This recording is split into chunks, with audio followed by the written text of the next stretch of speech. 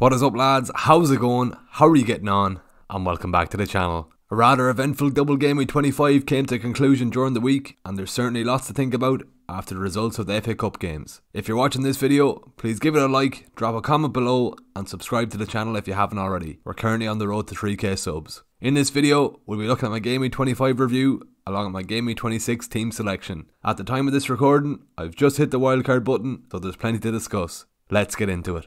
Starting off in goals, unfortunately Kepa made it 3 blanks in a row after conceding 2 goals against Spurs. Chelsea definitely earned themselves as of late, but they still have some very decent upcoming fixtures, along with a double in game week 29. Taking a hit to bring out White for Tarkowski came back to bite me, with Arsenal keeping 2 clean sheets and everything conceded in their 2 games. The 4 goals conceded, along with picking up a yellow card against Arsenal, meant he came away with no points for a very disappointing return. Probably one of the highlights of the double game week was the fact Bueno started the 2 games, but it was brought back down to reality fairly lively when his clean sheet was wiped out by a Solomon screamer, and then he was subbed off early in the Liverpool game after pulling his hamstring. To be honest, 3 points is what I expected from the 2 fixtures, so I can't complain too much from his return. Moving on to Ake, I got extremely lucky with him being named in the starting 11. To add to this, he was subbed off early just a few minutes before Bournemouth scored, so it was a well needed 6 points from the defender, and it will be a farewell gift now that the wildcard has been played.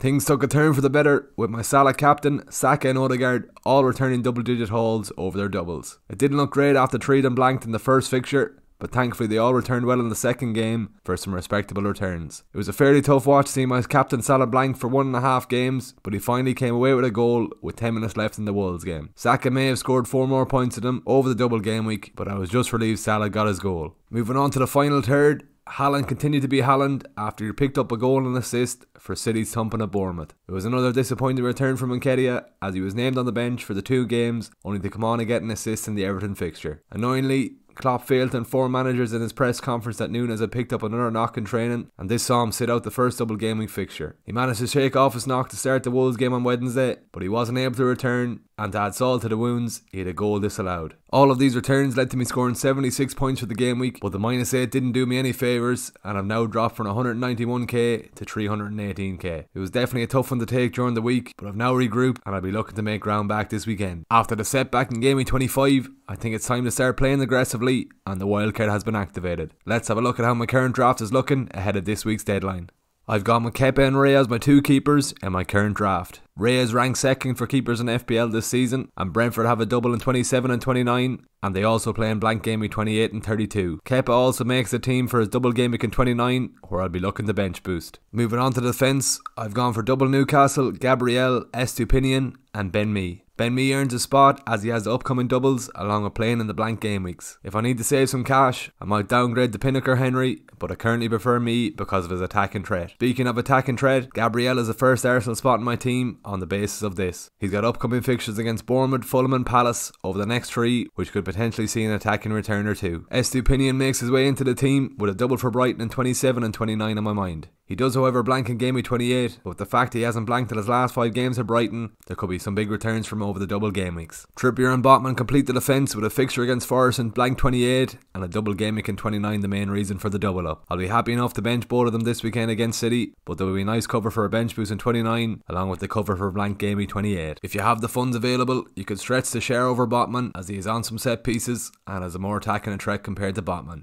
Looking at the midfield, I've gone for double Brighton, double Arsenal and Rashford. Matoma and McAllister make the team with the 2 upcoming double game weeks for Brighton. Saka and Odegaard make their way into the team on the basis of their favourable single game week fixtures over the next few. Odegaard could also turn into Maddison before the deadline, but I think the Norwegian edges it for now. It's definitely a toss up between Matoma, McAllister and March. I'm leaning towards Matoma as my favourite pick, so it comes down to March versus McAllister. The Argentinian has moved to a number 10 role in the Brighton team, and with the fact he's on penalties, it gives him the edge over March in my opinion. Rashford makes the team on the basis of his form, and with a double for United in game week 29, he earns a spot in the team. Completing the wildcard team is Haaland, Toney and Kane up front. Haaland needs no explanation, only for a point to note is I could get rid of him in game week 28 for 2 weeks and bring him back in for game week 30 when he blanks in game week 28 and faces Liverpool in game week 29. With Spurs knocked out of the FA Cup, Kane earns a spot in the team with no blank game weeks for Spurs. He's also a solid captaincy option in game week 28 against Southampton for the blank game week. Ivan Toney completes a trio with a double game week in 27 and 29, along with playing in blank game weeks 28 and 32. The only downside for Toney is he's 2 yellow cards away from a 2-game suspension, so hopefully he can be on his best behaviour until the double game weeks are finished. He's also pleaded guilty to the FA for his betting charges, but it seems he won't face a ban until later on in the season. Going with this wildcard team, and with the use of free transfers over the upcoming game weeks, I should have 6 double game week players in game week 27, 10 players playing in blank game week 28, and 13 double game week players in double game week 29 for a bench boost. Looking at my revised chip strategy, this is how I'm likely to use my chips. Wildcarding in game week 26 allows me to navigate the upcoming doubles,